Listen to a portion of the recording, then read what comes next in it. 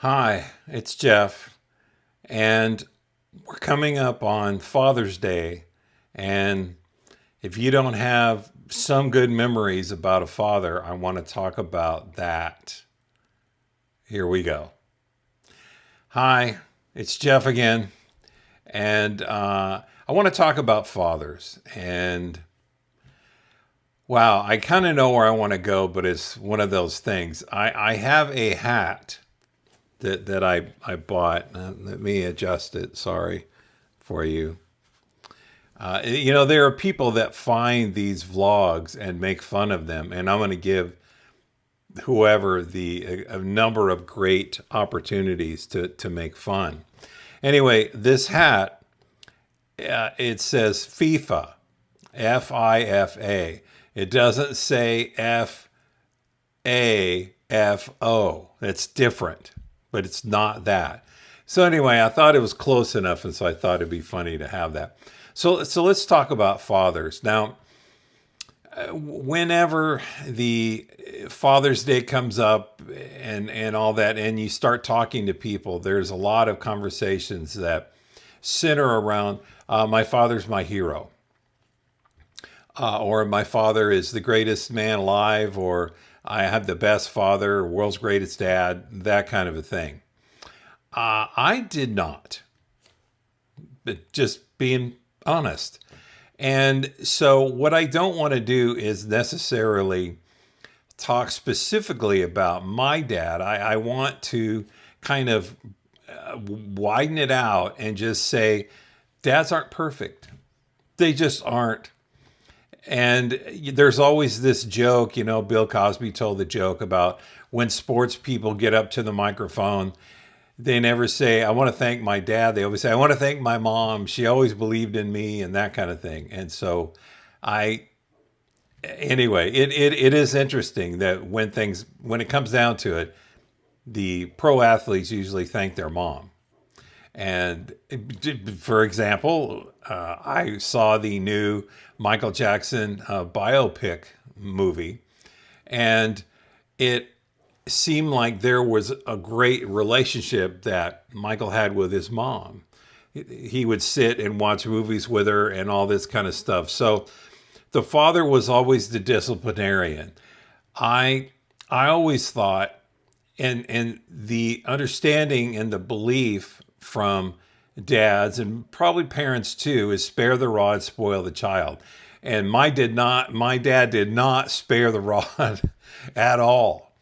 And so, as a matter of fact, I think my dad probably could have done Shakespeare and Broadway plays, because he would warn me. He goes, don't do this or don't do that, or we're going to have to talk later, as I've coded messages. And so I did do that again. And he said, okay, and I'd start to cry because I knew what that meant. But this is the scene for, and this was long before timeouts, long before.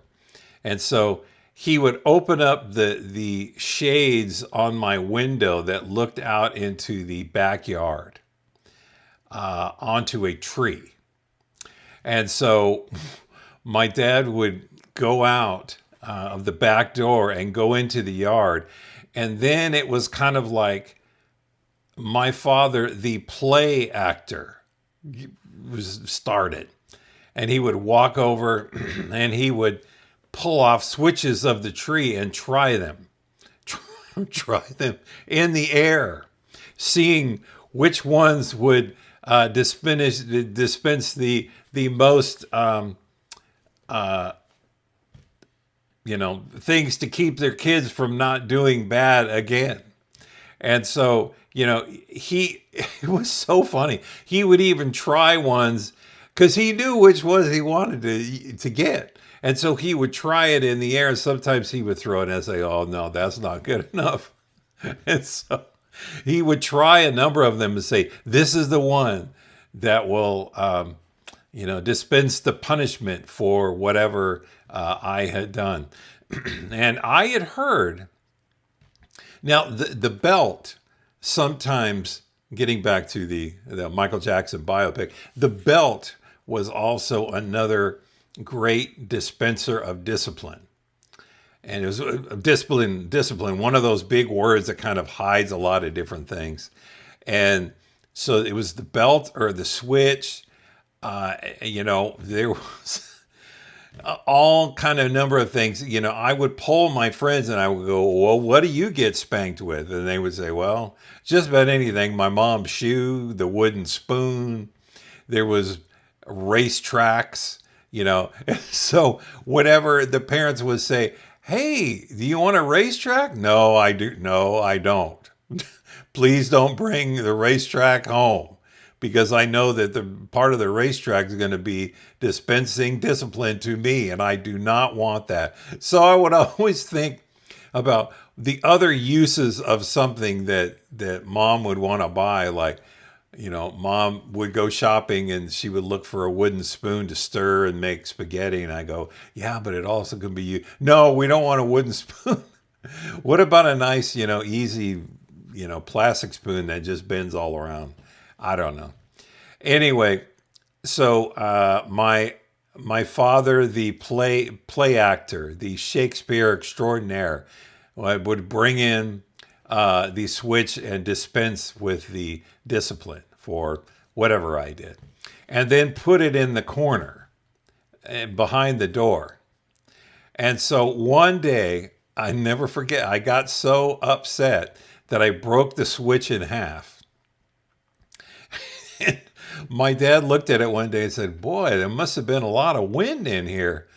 Man, it just broke this switch right in half. I go, well, hey, there may be, little slits in the window that, we need to use some, insulation in to block it. I don't know what to tell you. So, well, have to go get another one. Open up the shades and walk out and do the different, he would test it in the air, and then I think I'm making it up, but he would do the fencing thing and then, the different thing. Anyway, so I was disciplined, and, because, spare the rod, spoil the child, it's in the Bible. And now I have a YouTube channel. I can say whatever I want. Think about that for a second. They didn't foresee that, and I missed out all that timeout stuff, because boy, when I was a kid, I would have enjoyed. Now we're going to take away your phone. Well, okay, compared to the other, sure. And then you could think about what you did. Okay, I'll think about. Yeah, I would have done it again. Sure. So anyway, fathers are not perfect, and fathers that a lot of fathers and things I've seen didn't stick around. Even fathers that went to church didn't stick around. So then now these days, my father is YouTube. So I send YouTube a Father's Day card because I learned everything from YouTube. How to install a light, how to install this, how to fix this. YouTube is my father. Happy Father's Day, YouTube. And that's another thing is then you grow up in a divorced home, and I enjoyed living with my mom, so I live with my mom. And that was another thing is I was with my dad and his his wife, second one at the time. And I lied for at least 2 months straight. And I figured lying would be getting me out of there and going to live with my mom. And it worked. It worked, So, but then mom picked people to marry her, and they didn't understand the assignment. That it wasn't just, kind of get along with the wife, sort of. They never really did too much. But it was always the kid, too. You got to think about the kid and how that, and there's a responsibility and all that. Because it's not just mama's going to, take care of everything forever. You would think a stepdad, part of it's dad, sort of, kind of. And then do you call them dad? No. Do you call them by their first name? I call them a lot of different things, but not that. And so it being a father is a tough gig. I am not a father. I am a fur father. I'm a dog father, but it's completely different. Man, maybe there's certain things that are the same, you know, teaching them right from wrong and that kind of thing. But yeah, it's interesting, when Christmas comes around or the holidays, there's always this kind of thing that the little subtitle of that is because a lot of people enjoy the holiday. I do. I enjoy the holidays. But there's always that subtitle. Some people will have a tough time. And even with Father's Day is I have a tough time. I just do because my father was not a great father. And I would imagine there's a lot of people out there that feel the same, that they did not have a great time. So if you would like, leave a comment in the comment section about whether you had a great dad or whether you had a dad that left. Whether you had a great stepdad or whether you had a stepdad that didn't understand the assignment and they really didn't know what to do. And there you go. And your dad is now YouTube.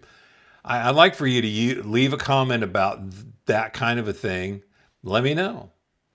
And if you like this kind of thing, I know this is kind of a downer, but this is the kind of stuff I want to do here from time to time. So if you like stories like this, God help you.